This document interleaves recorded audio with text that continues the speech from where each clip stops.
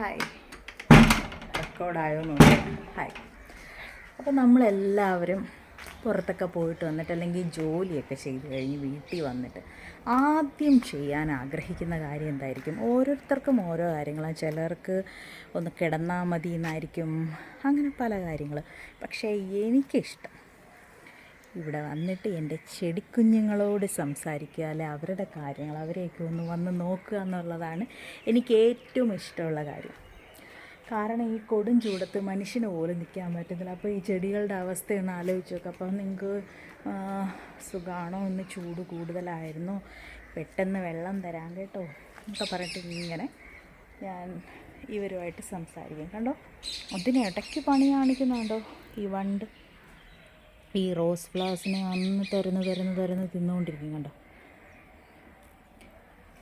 ആ വണ്ടിനെ എടുത്ത് കളയണം. എന്നാലും പണ്ട് ഈ നമ്മൾ കുഞ്ഞുനാളിലൊരു പാട്ട് പഠിക്കുമായിരുന്നല്ലോ, വണ്ടത്താനെ കളിയാടിയിടാൻ വരുമോ നീ. അപ്പോൾ ആ പാട്ടിനകത്തൊക്കെ പിന്നെ പണ്ടത്തെ കഥകളിലൊക്കെ ഈ വണ്ടെന്ന് പറയുന്നത് നമുക്കിഷ്ടമുള്ളൊരു ക്യാരക്ടറായിട്ട് മാറിയായിരുന്നു. അതുകൊണ്ട് ഞാനതിനെ കൊല്ലുകയൊന്നും ചെയ്യാറില്ല. എന്നാലും എൻ്റെ റോസ് ഫ്ലവേഴ്സിനെ ഞാൻ നശിപ്പിക്കുന്നുണ്ട്. അത് പോട്ടെ. അപ്പോൾ ഞാൻ പറഞ്ഞു വന്നത് എൻ്റെ ചെടികളോട് ഉള്ള എൻ്റെ സ്നേഹം. അപ്പം എൻ്റെ ഈ കുഞ്ഞുങ്ങളോട് സംസാരിക്കുക, അവരെ കാണുക, അവരെ ടേക്ക് കെയർ ചെയ്യുക, സ്നേഹം പ്രകടിപ്പിക്കുക, ഇതൊക്കെയാണ് ഞാൻ വീട്ടിലുണ്ടെങ്കിൽ ഏറ്റവും കൂടുതൽ ചെയ്യാനായിട്ട് ആഗ്രഹിക്കുന്നൊരു കാര്യം. അവരെ നമ്മൾ സ്നേഹിച്ചാൽ അവർ തിരിച്ച് നമ്മൾ ശരിക്കും സ്നേഹിക്കും, അതിന് യാതൊരു സംശയമില്ല. ഫോർ എക്സാമ്പിൾ, ഞാനൊരു പ്ലാന്റിനെ കാണിച്ചു തരാം കേട്ടോ. ഇവിടെ കുറച്ച് പണിയൊക്കെ നടന്നപ്പോൾ ഈ പ്ലാന്റിനെ എടുത്ത് അങ്ങ് ദൂരെ വെച്ചായിരുന്നു. പപ്പ അങ്ങ് അപ്പുറത്തോട്ട് വെച്ചു. അതിനെ അങ്ങനെ ടേക്ക് കെയർ ചെയ്യാതെ വെച്ചിരുന്നതാണ്. അപ്പോൾ ഇതാണെങ്കിൽ അങ്ങ് മൊത്തത്തിൽ ഉണങ്ങി അതിൻ്റെ ഇലയെല്ലാം പോയി, ഒരു പൂവൊന്നുമില്ലാതെ വളരെ വാടി നിൽക്കുകയാണ്. അപ്പോൾ ഞാനും എൻ്റെ ഒരു ചേച്ചിയും കൂടെ ഇതിനെ എടുത്ത്, ഇതിനിച്ചിരി വെയിറ്റ് ഉണ്ട്. എൻ്റെ ഈ ഒരു ഇതുണ്ടോ, വെയിറ്റുള്ള ചട്ടിയാണ്. അപ്പോൾ ഇതിനെ എടുത്ത് ഇവിടെ കൊണ്ടുവച്ചിട്ട് ഒന്നും ചെയ്തില്ല, വളമൊന്നും ഇട്ടില്ല, 5 വെള്ളമൊക്കെ ഒഴിച്ച് അതിനെ ഒന്ന് സ്നേഹിച്ചപ്പോൾ കണ്ടോ, കേൾക്കുമ്പോൾ അതൊക്കെ വട്ടാന്നൊക്കെ തോന്നും, പക്ഷേ ദിസ് ഈസ് ദ ട്രൂത്ത്, ഫാക്റ്റാണ് ഞാൻ പറഞ്ഞത്. കണ്ടോ എന്ത് രസമല്ലേ, നല്ല നിറച്ചും പോകും. അങ്ങനെ ഒത്തിരി സംഭവങ്ങളുണ്ട്. അതുപോലെ തന്നെ ഇതേ വേറെ ഫ്ലവർ കണ്ടോ, something so so so beautiful. അപ്പോൾ എൻ്റെ കൈ തന്നെ എൻ്റെ കണ്ണിൽ കൊണ്ട്. ഓക്കെ, ഇത് കണ്ടോ, എന്ത് സുന്ദരിയാണിവൾ. ഇതിൻ്റെ യെല്ലോ ഫ്ലവർ നമ്മൾ കണ്ടിട്ടുണ്ടല്ലേ, പക്ഷെ ഇത് ഭയങ്കര ക്യൂട്ടാണ്. ഇത് റെയറാണ് കേട്ടോ. ഞാനൊരു ഗാർഡനിൽ നിന്ന്, ഒരു നഴ്സറിയിൽ നിന്ന് എനിക്ക് കിട്ടിയതാണ്. ഞാൻ കയ്യോടെ പിടിച്ചു ഇതിനെ. മഞ്ഞ പോലെ ഒരുപാട് പൂ പൂക്കത്തില്ല അതിന്, ഗമയാണ്. അതുപോലെ തന്നെ എന്താ, ഭയങ്കര രസം. എന്നെക്കാളും വലുതായി എൻ്റെ കുഞ്ഞ്. അങ്ങനെ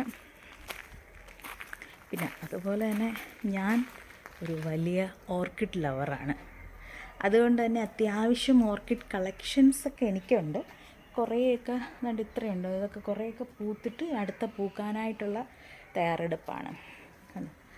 ഇതുണ്ടോ, ഇത് ഭംഗിയല്ലേ. എനിക്ക് യെല്ലോ ഫ്ലവേഴ്സിനോട് ഭയങ്കര ഇഷ്ടമാണ് കേട്ടോ. ഇത് നമ്മുടെ ഗ്രൗണ്ട് ഓർക്കിഡിൻ്റെ യെല്ലോയാണ്. ഇതല്ലാണ്ട് കാണിച്ചു അതെ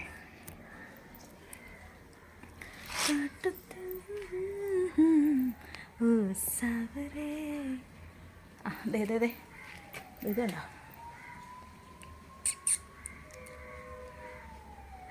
ഇത് കൊള്ളാം.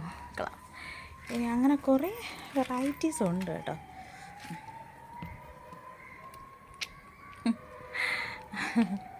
അങ്ങനെ കുറേ പിന്നെ ഞാൻ കാണുന്നിടത്തു നിന്നെല്ലാം ചെടികൾ ശേഖരിക്കുക, നടുക. പിന്നെ ചെമ്പരത്തിയുടെ വെറൈറ്റീസ് എനിക്കിഷ്ടമാണ്. അതുപോലെ തന്നെ doctor Thomas Varghese sir, famous oncologist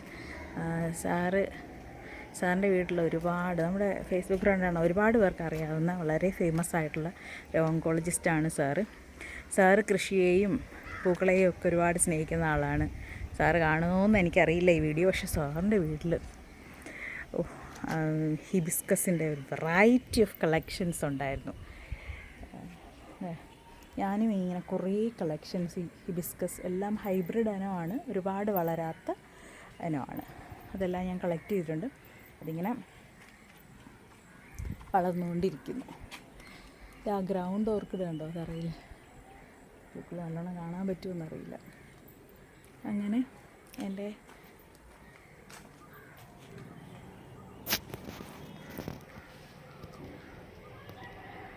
ഇവിടെ ഒരു കുഞ്ഞ് ജർബറ ഓറഞ്ച്,